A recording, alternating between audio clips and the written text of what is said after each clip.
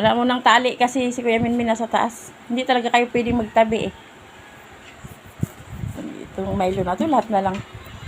But yung mga aspin hindi niya kaaway. Yung kamukha niyang may lahi, yun, ang kaaway niya talagang ano naman.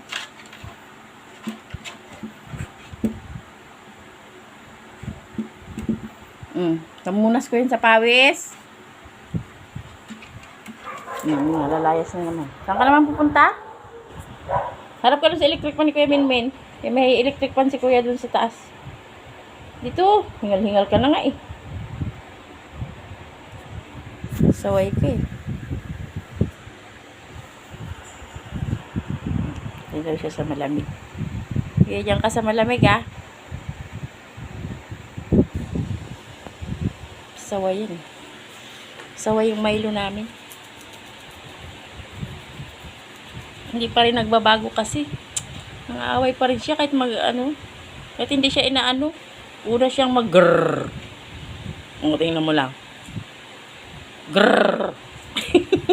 Yan yung ginagawa mo kay Kuya Minmin eh. Loko ka. Galing tayo sa labas, tapos magpapakarga ka pa. Loko. Dumi ng paa mo, oh.